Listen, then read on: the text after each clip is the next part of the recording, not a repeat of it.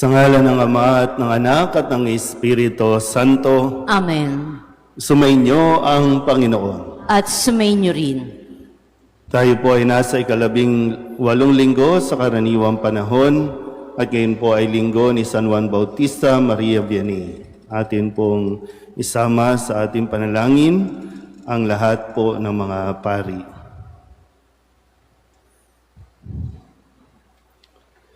Mga kapatid, aminin natin ang ating mga kasalanan upang tayo'y maging marapat gumanap sa banal na pagdiriwang.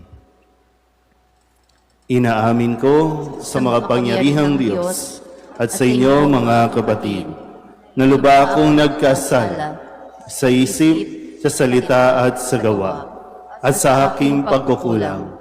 Kaya isinasamo ko sa mahal na Birheng Maria, sa lahat ng mga anghel at mga banal, at sa inyo mga kapatid, na ako'y panalangin sa Panginoong ating Diyos.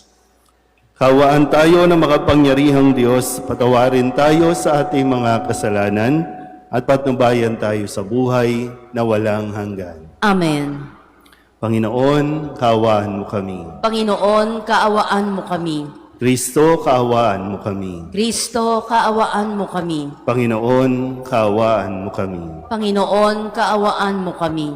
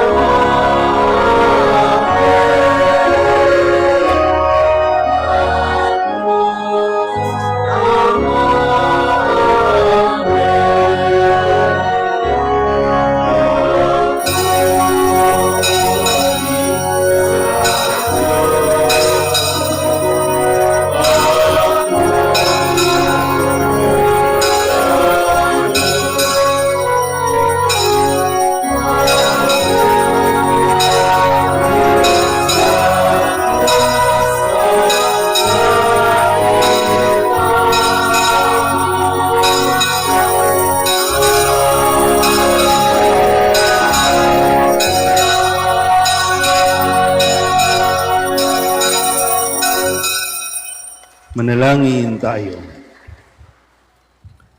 Ama naming makapangyarihan, manatili kang kapiling ng iyong sambayanan na iyong laging kinahabagan at pinagbibigyan upang ang itinampok ng iyong pamumuno at pagsubaybay ay muli mong ikalugod at panatilihin mong kinalulugdan sa pamamagitan ni Jesucristo kasama ng Espiritu Santo magpasawalang hanggan. Amen. Hindi tiyak ang tunay na kaligayahan sa mga ari-arian at anumang gawain ng tao. Tanging Diyos lamang ang makapagbibigay sa atin ng tunay na kaligayahan. Pagbasa mula sa aklat ng mga ngaral. Walang kabuluhan, walang halaga ang lahat ng bagay. Sinabi ng mga ngaral. Lahat ng ginawa ng tao'y pinamuhunanan niya ng karunungan, kaalaman at kakayahan. Ngunit pagdating ng araw ay maiiwan lamang sa susunod sa kanya. Ito may walang kabuluhan. Anuman ang gawin ng tao ay nagdudulot ng kabiguan at sakit ng kalooban. Anumang gawin ng tao'y nagdudulot sa kanya ng balisa at hinanakit. May mga gabi pang hindi siya makatulog sa pag-iisip. Ito man ay walang kabuluhan. Ang salita ng Diyos. Salamat sa Diyos.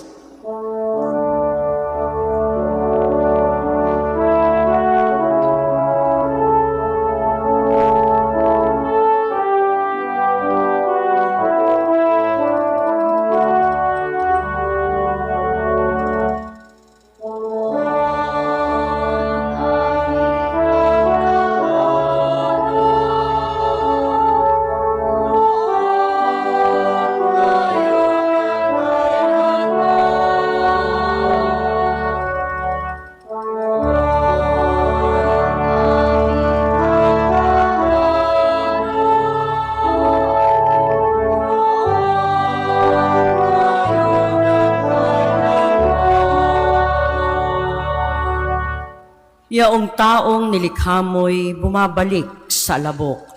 Sa lupa ay nagbabalik kapag iyong iniutos. Ang 1,000 mga taon ay parabang isang araw. Sa mata mo, Panginoon, isang kisap mata lamang, isang saglit sa magdamag na ito ay dumaraan.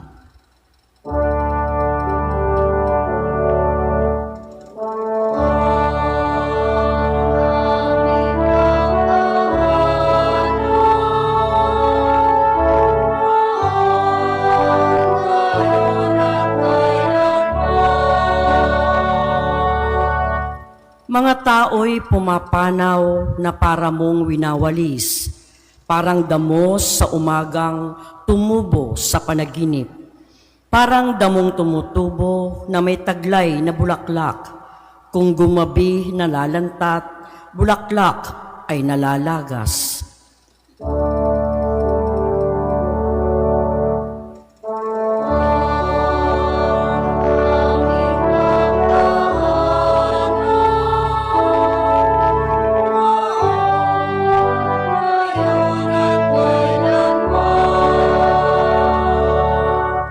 Yamang itong buhay nami, maikli lang na panahon, itanim sa isip namin upang kami ay dumunong. Hanggang kailan magtitiis na magdusa, Panginoon, kaming iyong mga lingkod na naghihirap sa ngayon.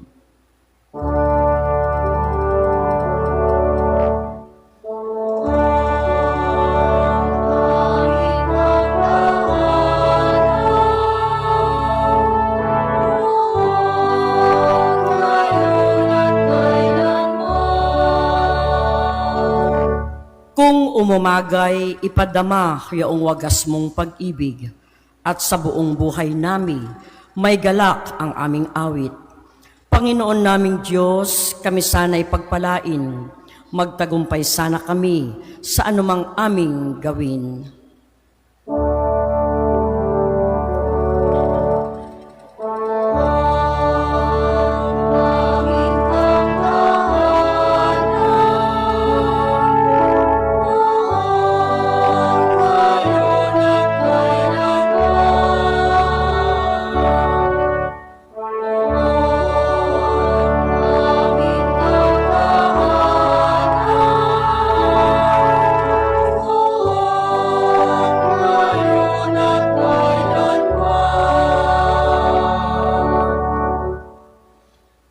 Pinapayuhan tayo ni San Pablo na ituon ang ating mga puso sa mga bagay na makalangit. Ang kaganapan ng buhay ay hindi nagwawakas dito sa lupa. Pagbasa mula sa sulat ni Apostol San Pablo sa mga taga-Kolosas. Mga kapatid, binuhay kayong muli kasama ni Kristo. Kaya't ang pagsumakita ninyo ay ang mga bagay na nasa langit na kinaroroonan ni Kristo na nakaupo sa kanan ng Diyos. Isaisip ninyo ang mga bagay na panlangit, hindi ang mga bagay na panlupa, sapagkat namatay na kayo at ang tunay na buhay ninyo'y natatago sa Diyos kasama ni Kristo. Si Kristo ang tunay na buhay ninyo at pag siya'y nahayag, mahahayag din kayong kasama niya at makakahati sa kanyang karangalan. Kaya't dapat nang mawala sa inyo ang mga pitang makalaman, pangangalunya, kahalayan, mahalay na simboyo ng damdamin, masasamang nasa, at ang pag-iimbot na isang uri ng pagsamba sa Diyos-Diyosan. Huwag kayong magsisinungaling sa isa't isa. Yamang hinubad na ninyo ang dating pagkatao, pati ng mga gawa nito, at nagbihis na ng bagong pagkatao. Patuloy itong nababago ayon sa larawan ng Diyos na lumikha sa inyo, upang maging ganap ang inyong kaalaman tungkol sa Kanya. Kaya't wala ng pagkakaiba ang Grego at ang Hudyo, ang tuli at ang dituli, ang dayuhan at ang mabangis na tao, ang alipin at ang malaya. Kay Kristo, walang pagkakaiba ang lahat, at Siya'y sumasalahat. Ang salita ng Diyos. Salamat sa Diyos.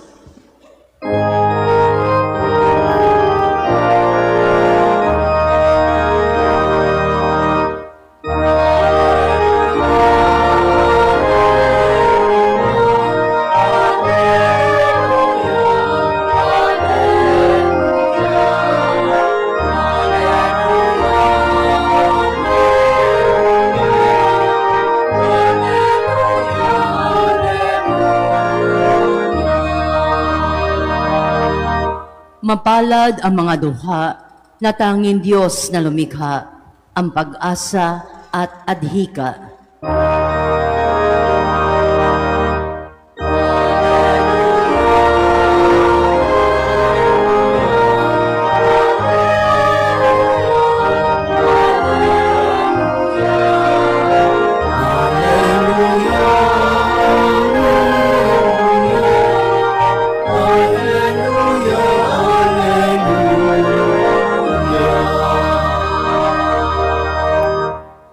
Sumainyo ang Panginoon. At sumainyo rin. Ang mabuting balita ng Panginoon ayon kay San Lucas. Papuri sa iyo, Panginoon.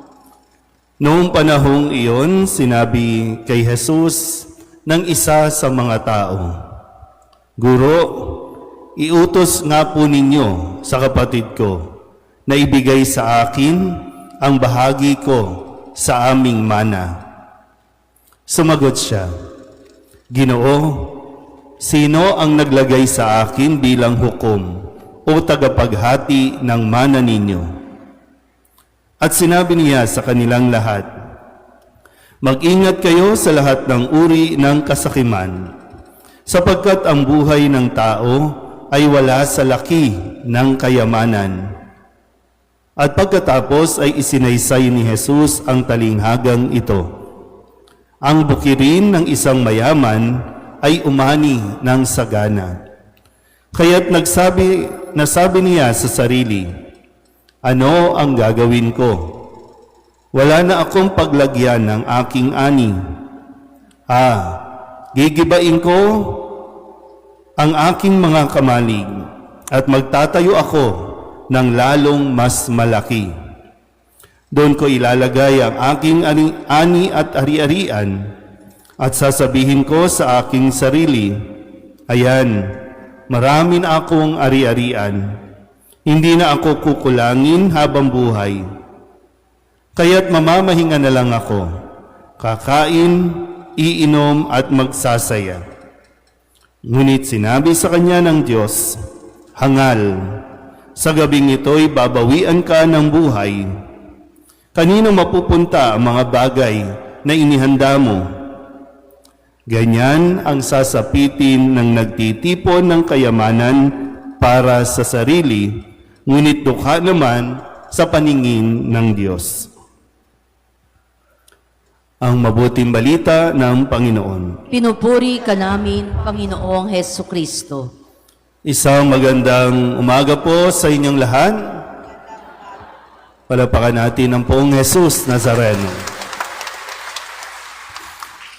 Ngayon po ay 18 linggo sa karaniwang panahon at linggo ni San Juan Bautista Maria Vianney. Siya po ang patron ng lahat ng mga dati po ng Paris Priest, pero binago na po ito at ginawang patron ng lahat ng mga pari, kung kaya tinihilingan kayong lahat na ipagdasal niyo po kaming lahat ng mga pari. At sa araw na ito, 3 araw na po ng pamamalagi ng imahin ng poong Jesus Nazareno mula sa Quiapo ay bumisita dito sa tahanan ng kanyang ama, ang ating patrong si San Jose, upang maghatid ng mensahe na makakatulong para sa ating lahat. Kung nung nakalipas na linggo, lumapit kay Jesus ang mga alagad at nagsabing, turuan mo naman kami paano manalangin. Nagpaturo, paano magdasal, at itinuro ni Jesus ang kanyang pamamaraan ng pagdarasal o paglapit sa Panginoon. Ngayon naman, may lumapit kay Jesus na isa doon sa mga tao at hinihiling niya.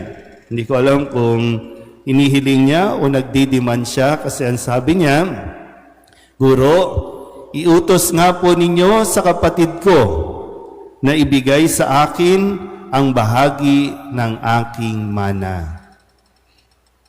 Yan. Sino po ba dito ang may mga mana?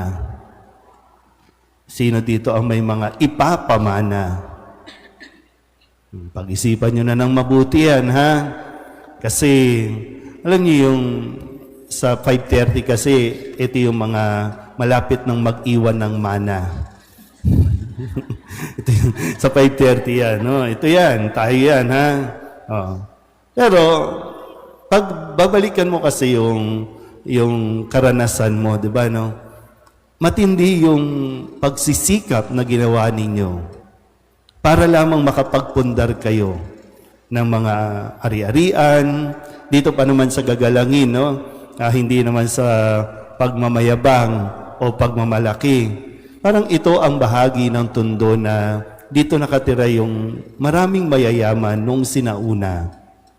Kasi pag lumilibot ako, nakikita ko yung mga bahay, yan yung mga, di ba, yung mga bahay na bahay pa lang pag nakita mo, ay, mayaman nito. Tama ba? O hindi nyo na naman maamin. Kasi nakailang henerasyon na kayo. At dahil sa inyo, sinira ninyo yung mga gagandang bahay dito. Di ba yung parang mga ancestral houses dito, no? Lalo na dito sa areang ito. Pinabayaan nyo eh. Pinamana lang sa inyo, pinabayaan ninyo. Pero gusto ko lang balikan yung bahagi na nagsikap ka, nagtaguyod, Alam mo yung pamumuhay na ginawa ninyong nagtinda kayo, patingi-tingi, hanggang sa naging sari-sari store, naging grocery store. Yung mga dating parang nilalako mo lang, ngayon talagang meron ka ng sariling shop. At matindi, yung kaya mong natiis mo, kumain ka na lang ng saba, yung saging, para lang makaipon ka, makapagpundar ka talaga, maitaguyod mo. Yun ang karanasan ng marami. Pero ngayon, medyo magdahan-dahan naman kayo, no? Although, deserve ninyo yung, i-enjoy nyo naman yung pinagsikapan ninyo. Habang may lakas pa kayo, i-enjoy nyo na. Kasi malay mo, di ba? Sabi nga ni Kristo dito, hangal. Ngayong gabi, babawian ka na ng buhay. Kanino mapupunta yan? Kung hindi mo pa i-enjoy yan, pero deserve mo nga na i-enjoy mo yan, lahat ng naipundar mo, lahat ng pinagsikapan mo, sige, sa'yo yan eh. Pero yung dito, may naisip ko, bakit ba itong dalawang ito, pwedeng magkapatid, magkamag-anak, na lumapit kay Jesus, sabihin mo nga doon sa kapatid ko, no, ibigay yung aking mana, yung share ko. Sabi ko, ano ba to? Hindi ba inayos ng magulang nito yung hati? O kaya naman, either yung isa, feeling, di ba, no? Feeling api. Feeling niya, api siya. Kasi wala siyang mana. Kawawa naman siya. Naghihirap siya. O kaya naman yung isa, feeling niya, ay hindi, akin lang ito. Di ba? Kaya hanggang ngayon, may mga magkakapatid, hindi magkasundo dahil sa mga iniwanan mong mana. Nag-aaway-away. Halos tumanda na nga. Baka nga iba sa inyo, tumanda na't lahat. Dahil pa rin doon sa, ay kinuha yung mana ko, hindi ako binigyan ng mana. Hindi yan papansinin ni Jesus. Kung dito sa ating ebanghelyo, ha? Sino ako? Para ayusin ang gulo ninyo. Ako ba'y nilagay para maging hukom ng paghahati ng inyong ari-arian? Eh, ang sabi sa unang pagbasa, lahat ng bagay dito sa mundo walang kabuluhan. Yung mga bagay na iniisip mo, pinoproblema mo, na sinasabi nating nagkokos ng anxiety sa tao, walang kabuluhan yan.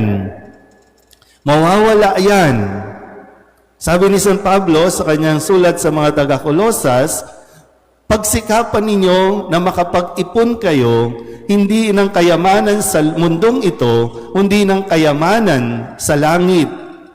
O meron ka na bang naipon? Nakapag-invest ka na ba para sa langit? Kasi baka lahat ng pinagsisikapan mo para lang sa mundong ito. O sige, tingnan ninyo ha, balikan natin ng konti. Di ba ang pangarap mo noon, magkaroon ka ng katulad ng kapitbahay ninyo, second floor, 2 floors na bahay, may mga silid, kanya-kanyang kwarto. Kasi dati, sa tingin ko ha, ito yung mga lumaki doon sa magkakatabi kayong natutulog. Tama ba? Yung magkakatabi kayo, no? Nasa either, wala pa namang kama noon, pero yung banig, di ba? Magkakatabi kayo. Pero nung medyo nakakaangat-angat ka na sa buhay, nagkapamilya ka, gusto mo, bawat isang anak mo, may kanya-kanyang kwarto. O yan tuloy, hindi tuloy banding, hindi tuloy magkakasundo, kasi pinag-iwa-hiwalay mo. Kasi akala mo maganda yon. Pero yung karanasan mo, kasi yung bang, ay ayokong maranasan nila, yung hirap na naranasan ko. O kaya ngayon, hindi marunong sa buhay. Matanda na kayo, kayo pa ang bumubuhay sa kanila. Dahil binuhay nyo lang, hindi nyo tinuruan paano mabuhay katulad ninyo. Paano magsikap katulad ninyo. Kaya ngayon, para sa kanila, ay paglalaban nila ang karapatan nila na hindi naman talaga nilang pinaghirapan. Babalik ulit. Pangarap nyo, second floor. O ngayon, di ba? Hirap na hirap kayong umakyat sa second floor. Gusto nyo na lang doon sa baba. Kahit maliit na kwarto. Kasi hindi ka na makagalaw. Hindi ka na makakilos. Di ba? Ngayon, nare-realize natin, walang kabuluhan. Hindi nyo tinuruan paano yung magbigay, paano yung magmalasakit. Kasi natuto na lang na tumanggap ng tumanggap, humingi lang ng humingi, ng hindi pinagsisikapan. Kasi nga, yung mentality natin, ayaw namin silang mahirapan, ayaw naming maranasan nila yung naranasan namin. Kaya, ngayong matatanda na tayo, deserve. Kasi tayo man yan. Tayo ang nagturo. Kaya nga, di ba? Binigyan nyo ng mana. Ngayon, nakikiusap kayo, nagmamakaawa kayo, dalawin nyo naman ako. Diba? Ganun ang nangyayari. Pero, babalik natin ulit, no? Kasi sayang ang panahon. Maikli lang ang panahon. Sayang kung ibubuhos lang natin sa pag-aaway-away, sa pagtatampuhan ng mga bagay sa mundong ito. Tumatanda na tayo, palubog na ang araw para sa atin, sayang naman. Sana po, no? Kaysa mabuhay tayo sa galit, sa sama ng loob, sikapin natin. Base sa turo at halimbawa ng Poong Jesus Nazareno, ang higit nating pahalagahan ay yung ating ugnayan sa isa't isa. Kung sakali man, medyo hinahamon ka, kung mayroon kang kapatid na medyo naging ganid, naging makasarili, hayaan mo na. Hayaan mo na. Ipagdasal mo na. Ikaw, huwag ka naman mag-self-pity. Nakailang taong ka na nga, buhay ka pa rin hanggang ngayon . Diba? Pero tingnan mo lang, no? Baka kasi padating ng araw, pag pare-pareho na tayo nakahiga sa kabaong, iiyak-iyak ka naman. Pero ngayon pa lang, no, sana po sikapin natin na mas maging mas pahalagahan natin ang relasyon natin kaysa sa kayamanan o pera. Amen? Magsitayo ang lahat at ipahayag natin ang ating pananampalataya. Sumasampalataya ako Sa Diyos amang makapangyarihan sa lahat, na may gawa ng langit at lupa. Sumasampalataya ako kay Jesucristo, iisang anak ng Diyos, Panginoon nating lahat. Nagkatawang tao siya, lalang ng Espiritu Santo. Ipinanganak ni Santa Maria ang Birhen, pinagpakasakit ni Poncio Pilato, ipinako sa krus, namatay, inilibing. Nanaog sa kinaroroonan ng mga yumao, na may 3 araw na buhay na maguli, umakyat sa langit, naluklok sa kanan ng Diyos amang makapangyarihan sa lahat. Doon magmumula paririto at huhukom sa nangabubuhay at nangamamatay na tao. Sumasampalataya naman ako sa Diyos Espiritu Santo, sa banal na simbahang katolika, sa kasamahan ng mga banal, sa kapatawaran ng mga kasalanan, sa pagkabuhay na muli ng nangamatay na tao, at sa buhay na walang hanggan. Amen. Tanging ikaw lamang, O Diyos, ang makapupuno sa aming kakulangan at pagnanais sa buhay. Dumadalangin kami sa iyo upang mapuspos mo kami ng iyong walang hanggang biyaya at pagmamahal. Buong kababaan kami nakikiusap. Diyos Ama, dinggin mo ang iyong simbahan. Diyos Ama, dinggin mo ang iyong simbahan. Ama, patuloy ka nawang magpadala ng mabubuting manggagawa para sa iyong simbahan, na siyang mangangalaga sa iyong mga tupa laban sa kasamaan, kasakiman, at iba pang makamundong asal. Manalangin tayo. Diyos Ama, dinggin mo ang iyong simbahan. Ama, pukawin mo ang puso ng bawat namumuno ng mga bansa upang maiangat ang buhay ng bawat nangangailangan, lalong-lalo na ang mga walang kakayahan at pagkakataong umahon mula sa kanilang kahirapan. Manalangin tayo.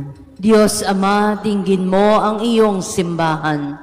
Ama, palakasin mo nawa ang loob ng bawat taong nagnanais na maglingkod bilang pari, madre, relihiyoso, relihiyosa, katikista o laikong leader ng simbahan. Manalangin tayo. Diyos Ama, dinggin mo ang iyong simbahan. Ama, mapagtanto nawa ng mga sakim at ganid sa luho ng mundo na ang tunay na kayamanang hindi mananakaw, maglalaho at mapapawi ay matatamasa lamang sa iyong kaharian. Manalangin tayo. Diyos Ama, dinggin mo ang iyong simbahan. Ama, salubungin mong may galak ang mga kapatid naming pumanaw, lalong-lalo na yaong mga taus-pusong naglingkod at tumulong sa kanilang kapwa sa abot ng kanilang kakayahan. Manalangin tayo. Diyos Ama, dinggin mo ang iyong simbahan. Sa ilang sandali ng katahimikan, itaas natin sa Diyos ang ating mga pansariling kahilingan, gayon din ang mga pangangailangan ng ating pamayanan.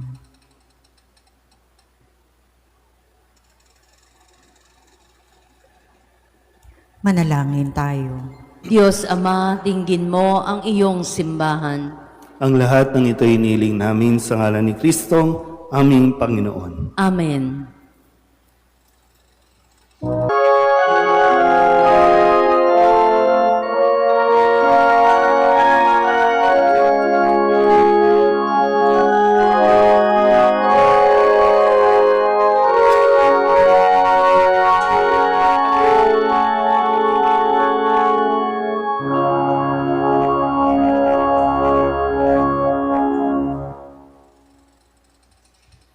Manalangin kayo mga kapatid upang paghahain natin ay kalugdan ng Diyos Amang makapangyarihan. Tanggapin nawa ng Panginoon itong paghahain sa iyong mga kamay, sa kapurihan niya at karangalan, sa ating kapakinabangan at sa buong sambayanan niyang banal. Ama naming lamika, para mo ng awa, gawin mong banal ang mga alay naming iyusanang kalugdan at kami gawin mong haing sa iyo'y laging nakalaan sa pamamagitan ni Jesucristo kasama ng Espiritu Santo magpasawalang hanggan. Amen. Sumainyo ang Panginoon. At sumainyo rin. Itaas sa Diyos ang inyong puso at diwa. Itinaas na namin sa Panginoon. Pasalamatan natin ang Panginoong ating Diyos. Marapat na siya ay pasalamatan. Ama naming makapangyarihan, tunay ngang marapat na ikaw ay aming pasalamatan sa pamamagitan ni Jesucristo na aming Panginoon.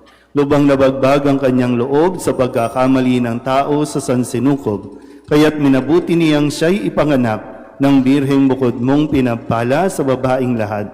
Sa labi ng imbing kamatayan, kami ay inagaw ng namatay mong anak. Sa pagkabuhay niya, kami kanyang binuhay upang kaugnayan namin sa iyo'y huwag magwakas. Kaya kaysa ng mga anghel na nagsisiawit ng papuri sa iyo nang walang humpay sa kalangitan, kami nagbubunyi sa iyong kadakilaan.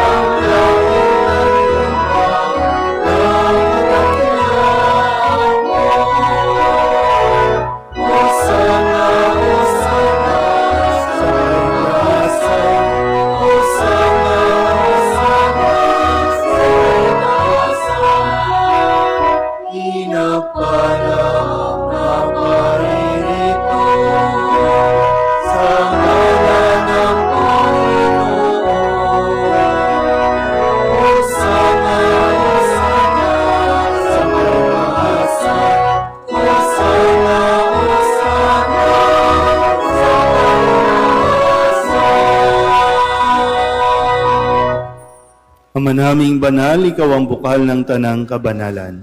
Kaya't sa pamamagitan ng iyong Espiritu, gawin mong banal ang mga kaloob na ito upang para sa aming maging katawan at dugo ng aming Panginoong Hesu Kristo. Bago niya pinagtiis ang kusang loob na maging handog, inawa kaniya ang tinapay, inasalamatan kaniya, inaghati-hati niya iyon, iniabot sa kanyang mga alagad at sinabi, tanggapin ninyong lahat ito at kanin, ito ang aking katawan na ihahandog para sa inyo.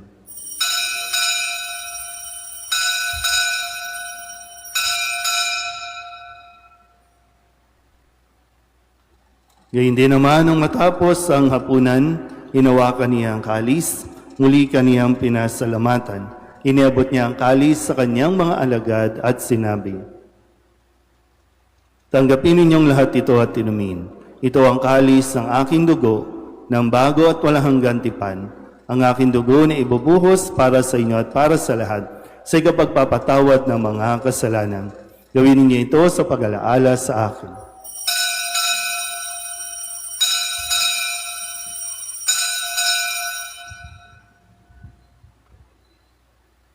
Ipagbunyi natin ang misteryo ng pananampalataya.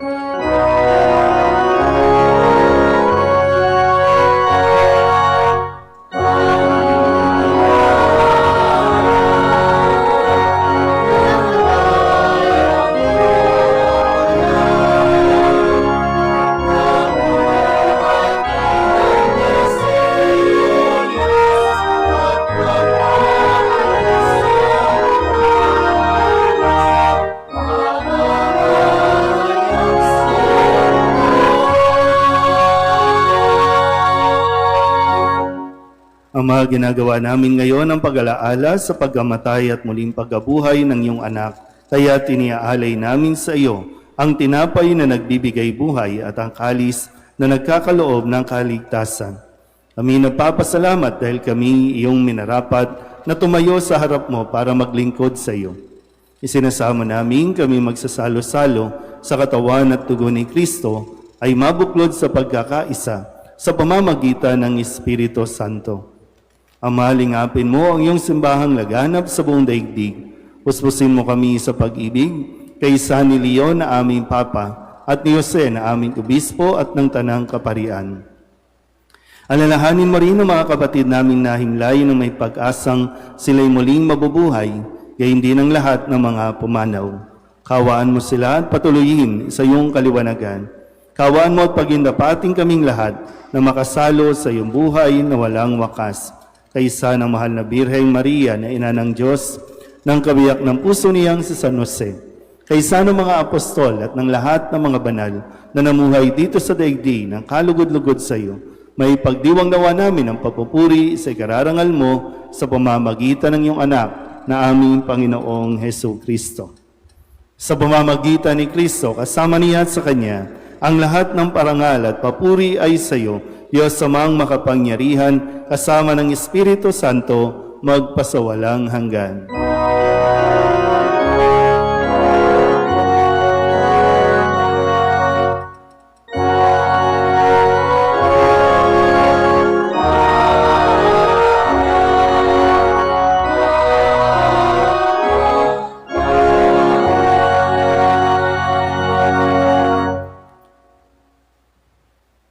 Sa tagubilin ng manakagagaling na utos at turo ni Jesus sa Panginoon natin na Diyos, ipahayag natin ang lakas loob.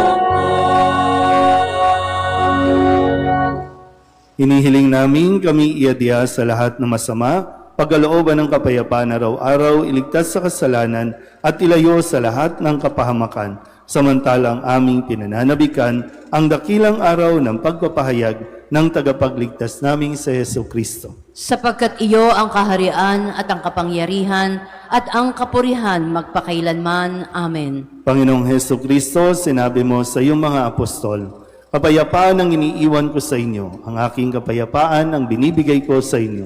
Tunghayan mo ang aming pananampalataya at huwag ang aming mga pagkakasala. Pagkalooban mo kami ng kapayapaan at pagkakaisa ayon sa iyong kalooban, kasama ng Espiritu Santo, magpasawalang hanggan. Amen. Ang kapayapaan ng Panginoon ay laging sumainyo. At sumainyo rin. Mabigayan po tayo ng kapayapaan sa isa't isa.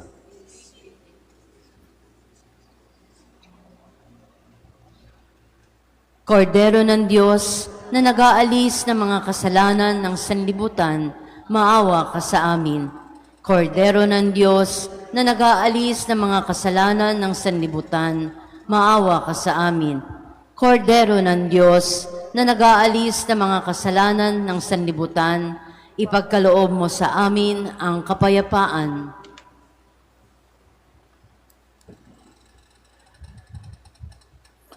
Ito ang kordero ng Diyos.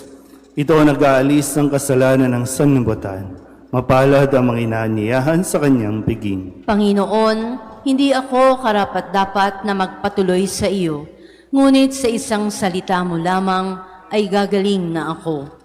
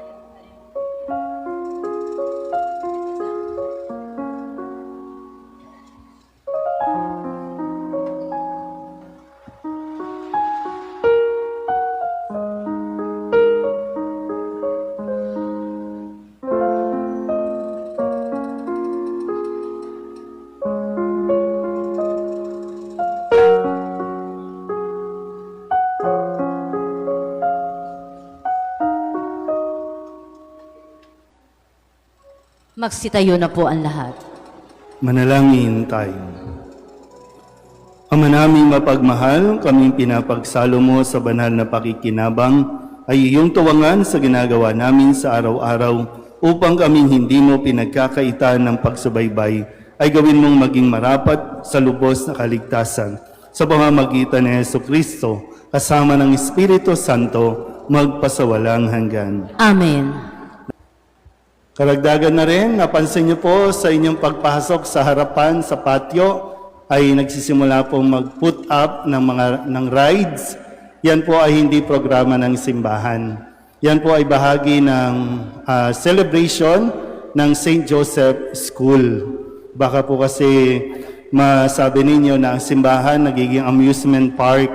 So nakikigamit po ang school ng patio dahil alam niyo namang masikip din po ang eskwelahan. So para po yan sa eskwelahan, hindi po yan gawain ng simbahan. So tumutulong lang po para maging ligtas sa mga estudyante yung kanila pong pagdiriwang ng Foundation Day ng St. Joseph School. So although pwede naman yata kayong makisaya, no? Kasi last time yata inisyo na ang simbahan ng St. Joseph ay naglagay ng rides diyan sa harapan. So hindi po yan programa ng parokya. Magsitayo na ang lahat.